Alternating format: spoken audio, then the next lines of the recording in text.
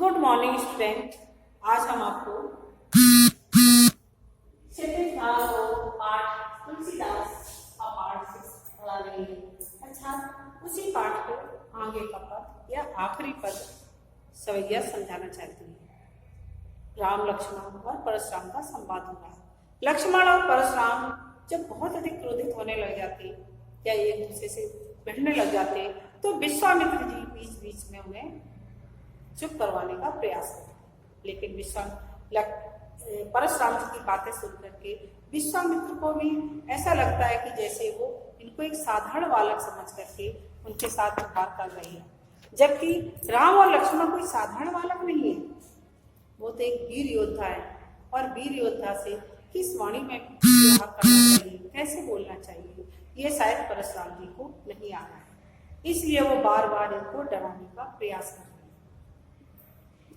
अब जब परशुराम जी कहने लग गए कि हे कौशिक अर्थात हे विश्वामित्र जी, मैं इनको इसलिए नहीं मार रहा हूं क्योंकि तुम्हारे शील स्वभाव के कारण, और नहीं तो ये परसा कब का इनको मार चुका होता।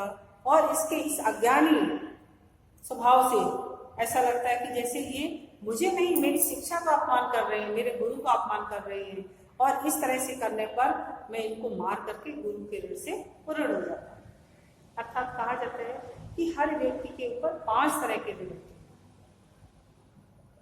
हैं। एक तो हमारा मातृ ऋण, पितृ ऋण, दूसरा देव ऋण, देवताओं का ऋण हमारे ऊपर रहता है, और तीसरा गुरु ऋण, गुरु का भी हमारे ऊपर ऋण रहता है। और इसके बाद हमारी जन्मभूमि का भी ऋण हमारे ऊपर है, जिसके अनाज से हम पल करके बड़े होते हैं। तो 3 तरह के ऋण तो बहुत अधिक महत्वपूर्ण होते हैं, मातृ ऋण, पितृ ऋण और गुरु ऋण। तो जिस तरह से कहा जाता है, एक बार परशुराम जी बहुत अधिक क्रोधित रहते थे, ऋषि के पुत्र थे, भृगु ऋषि के। तो एक बार कहा जाता है कि भृगु ऋषि ने एक क्षत्रिय कन्या से विवाह किया था। परशुराम जी क्षत्रियों से इतने अधिक क्रोधित रहते थे कि भुजबल भूम महीप कीनी, अर्थात उन्होंने अपनी भुजाओं के बल पर अनेकों बार क्षत्रिय राजाओं को मार करके ब्राह्मणों को वो राज्य दान में दे दिया। इस तरह से वो क्षत्रिय राजाओं पर बहुत अधिक क्रोधित होते थे। उनके पिता भृगु ऋषि उन्हें समझाया करते थे, लेकिन वो फिर भी नहीं मानते। तो एक बार उन्होंने कह दिया कि तुमने इतना अधिक, तुम क्षत्रियों से विद्रोह रखते हो, इतना अधिक उन्हें शत्रु समझते हो, तुम्हारी माता भी तो क्षत्रिय है, तुमने उसको तो नहीं मार दिया, और यदि तुम्हें इतना ही विद्रोह है तो जाओ अपनी माता को भी मार दो। पिता के इस आदेश से कहा जाता है परशुराम जी ने अपनी माता का भी सिर काट दिया। और जब माता का सिर काट दिया पिता, तो उन्होंने कहा कि सिर्फ मैं पिता की आज्ञा के कारण ही मैंने माता का सिर काटा। उस पितृ आज्ञा से उनके पिता इतने प्रसन्न हुए थे कि उन्होंने कहा कि तुम जो भी वरदान मांगना चाहते हो मांग लो। तो उन्होंने यही वरदान मांगा था कि मेरी माँ को ही वापस जिंदा कर दिया जाए। कहा जाता है भृगु ऋषि ने उनकी माँ को जिंदा कर दिया। तो माता पिता के ऋण से तो वो इस तरह उऋण हो चुके थे, एक की आज्ञा को मानकर और एक को जीवन दान देकर। उनकी माँ ने भी उन्हें जीवन दिया था और उन्होंने भी उनको जीवन दे दिया। लेकिन गुरु का ऋण, जिनसे उन्होंने शिक्षा प्राप्त की थी, वो अभी भी उनके ऊपर था। इसलिए वो कहना चाहते थे कि गुरु का ऋण अभी भी हमारे ऊपर है। तो क्यों ना मैं, क्योंकि हमारी शिक्षा का ये विरोध कर रहे हैं, इसका मतलब हमारे गुरु बुरे हुए, तो मैं उस ऋण से इनको ऋण कर। परशुराम जी की इस तरह की बातों को सुनकर के लक्ष्मण जी को हंसी आ गई और वो कहने लगे, कहो लखन मुन शील तुम्हारा, को नहीं जान विदित संसारा। माता पिता उऋण भय के, गुरु ऋण रहा सोच बड़ जी के। सो जन हमहि माथे काढ़ा, दिन चल गए ब्याज बड़ बाढ़ा। अब आन्यों व्यवहार ही बोली, तुरंत देव में थैली खोली। सुन कट वचन कुठार सुधारा, हाय हाय सब सभा पुकारा। भृगुवर परस दिखावहि मोही, विप्र विचार बचौ नप दूही।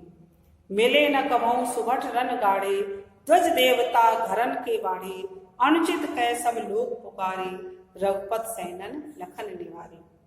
लखन उतर आहुत सरस, रघुवर कोप कृशान, बढ़त देख जल सम वचन, बोले रघुकुल भानु। अर्थात जब उन्होंने बार बार कहा कि यदि मैं इनको मार करके गुरु के ऋण से भी उड़े होना चाहता हूँ, तो लक्ष्मण जी फिर हंसने लगे और क्या कहने लगे, कहो लखन मुन शील तुम्हारा। हे मुनि, मैं तुम्हारे शील स्वभाव के बारे में तो कौन नहीं जानता है, को नहीं जान विदित संसार। अर्थात तुम कितने शीलवान व्यक्ति हो। पर देखिए परशुराम जी ने विश्वामित्र से कहा था कि मैं सिर्फ तुम्हारे शील स्वभाव के कारण मैं देखिए बार बार इसको छोड़ रहा हूं, अर्थात मैं शीलवान व्यक्ति हूं इसलिए। तो लक्ष्मण जी को हंसी आ गई और कहने लगे कि हे मुनि, तुम्हारे शील स्वभाव के बारे में कौन नहीं जानता, को नहीं जान विदित संसार, पूरा संसार जानता है। माता पिता उऋण भय नीके, गुरु ऋण रहा सोच बड़ जी। माता पिता के गुरु से तो उऋण हो गए, जो अभी हमने आपको एक कहानी सुनाई थी, उस कहानी में आपको बताया माता पिता के ऋण से तो वो किस तरह से उऋण हो चुके थे, लेकिन गुरु का ऋण उनके ऊपर बाकी था। इस तरह का उनके मन में मलाल था कि गुरु का ऋण अभी तक वो नहीं चुका पाई। सो जन हामरे माथे का, लक्ष्मण जी हंस करके कहने लगे, ऐसा लगता है कि गुरु का ऋण तो हमारे माथे पे ही ताना हुआ है, हमारे माथे पे ही चढ़ा हुआ है, और ऐसा लगता है कि तुम गुरु का ऋण हम ही से ही उतारोगे। इसलिए यदि तुम गुरु का ऋण हमारे द्वारा ही उतारना चाहते हो तो दिन चढ़ गए ब्याज बढ़वाना, क्योंकि बहुत दिन हो गए कब तुमने शिक्षा प्राप्त की थी और अभी तक गुरु का ऋण नहीं तुमने उतारा है, तो बहुत दिन होने के कारण उस पर ब्याज भी बहुत बढ़ गया होगा। इसलिए लगता है कि वो हमारे ही माथे है, तो हमें ही उसको उतारना पड़ेगा। इस तरह के व्यंग वचन लक्ष्मण जी परशुराम जी से कह रहे हैं। गुरु का ऋण हमारे ही माथे पर चढ़ा हुआ है और लगता है मुझे ही उसको उतारना पड़े। अब आनो व्यवहार ही बोली, उसे उतारने की चिंता आपके मन में है और मारकर हमें शायद गुरु ऋण से उऋण होना चाहते हैं। अब तक तो आप गुरु ऋण का ब्याज भी बढ़ा चुके हैं और ऐसा लग रहा है हिसाब किताब करने वालों को बुला लीजिए।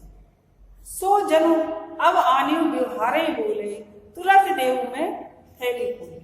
अब ऐसा लगता है कि किसी हिसाब किताब करने वालों को, व्यवहार करना अर्थात हिसाब किताब करने वाले को बुला लो, जो ये समझे कि इतने दिन तक तुमने गुरु का ऋण नहीं दिया तो उसका कितना ब्याज और हो गया तुम्हारे ऊपर। इसलिए किसी हिसाब किताब, अब आने व्यवहार ही बोले, अब किसी हिसाब किताब करने वाले को बुला लो। तुरंत देव में थैली खोली, मैं भी अपनी थैली खोल करके उसको तुरंत उसका ऋण चुकता कर दूंगा। इसलिए तुम किसी हिसाब किताब करने वाले को बुला लीजिए, मैं तुरंत अपनी थैली खोलकर सारी राशि चुका दूंगा। जब लक्ष्मण के इस तरह के वचन सुने, सुन कटु वचन कुठार सुना, लक्ष्मण ने सब जब फिर वापस इस तरह के व्यंग वचन परशुराम जी से कहे तो परशुराम जी अपने फरसे को फिर सुधारने लगे। हाय हाय सब सभा पुकारा, अर्थात सारी सभा व्याकुल हो गई और उन्हें ये पता था कि परशुराम जी इतने क्रोधित थे तो जरूर इस बालक का वध कर देंगे। इसलिए सारी सभा में हाहाकार मचने लगा। भृगुवर परस दिखावह मोई, विप्र विचार बचो न पुदोई। लक्ष्मण ने फिर से कहा, भृगुवर परशुराम जी, आप मुझे अपना फरसा दिखा रहे हो और मैं आपको ब्राह्मण समझ करके बार बार सुचोड़ रहा हूं। भृगुवर परस दिखावह मोई, तुम बार बार अपना ये फरसा मुझे दिखा रहे हो और मैं क्या करूं, विप्र विचार बचो न पुदोई। मैं बालक तुम्हें ब्राह्मण समझ करके बार बार तुम्हें छोड़ रहा हूं। तुम न पुदोही, अर्थात तुम तो हमारे क्षत्रियों के शत्रु हो। मिले न कबहू सुभट वरन माही, ध्वज देवता घर ही कह पाड़े। ऐसा लगता है कि कोई वीर योद्धा अभी तक तुम्हें युद्ध भूमि में मिला नहीं है। मिले न कबहू सुभट मन माही, ये क्षत्रियों के शत्रु, लगता है आपको युद्ध भूमि में कोई वीर योद्धा नहीं मिला है। इसलिए हे ब्राह्मण देवता, ध्वज देवता घर ही केवल, आप अपने घर में ही अपनी वीरता के कारण बहुत अधिक अपने आप को बलवान समझ रहे हो। ऐसा लगता है कि युद्ध भूमि में तुम्हें कोई वीर योद्धा से तुम्हारा सामना नहीं हुआ है, और यदि वीर योद्धा कोई मिलता तो जरूर तुम्हारे पराक्रम को वो हरा देता। लेकिन ऐसा कोई वीर योद्धा तुम्हें नहीं मिला है, इसलिए तुम घर पर ही, हे ब्राह्मण देवता, तुम घर पर ही अपनी बड़ाइयां करते रहते हो। अनुचित कहे सब लोग पुकारे, रघुपत सैनन लखन निवारे। लक्ष्मण के ऐसे वचन सुनकर सभा में उपस्थित लोग अनुचित है, अनुचित है कहने लगे कि ये अनुचित है, तो मैं ऐसा नहीं कहना चाहिए था। इस तरह के वचनों को सुनकर के भगवान राम ने लक्ष्मण को अपनी आंखों से इशारा किया कि अब तुम चुप हो जाओ। रघुपत सैनन माने संकेत से, नयन लखन निवारण, लखन को संकेत से कहा, रोका उनको। लखन उतर आहुति सरस, रघुवर कोप कृशान। लक्ष्मण के उत्तर आहुति के समान थी। जिस तरह से यज्ञ में आहुति डाली जाती है तो आग बुझती है नहीं, और ज्यादा प्रज्वलित होती है। इसी तरह से लक्ष्मण के वचन भी जब लक्ष्मण बोलते थे तो वो आग में घी के समान काम कर रहे थे। और भगवर कोप कृशान, और उतना ही अधिक परशुराम जी का क्रोध बढ़ रहा था। क्रोध उनके परशुराम जी के क्रोध में वो आग में घी डालने के समान थे, अर्थात लक्ष्मण के वचन जो थे परशुराम जी के क्रोध में घी के समान काम कर रहे थे। बढ़त देख जल सम वचन, जब उन्होंने देखा कि उसकी अग्नि और अधिक बढ़ती जा रही है, लक्ष्मण के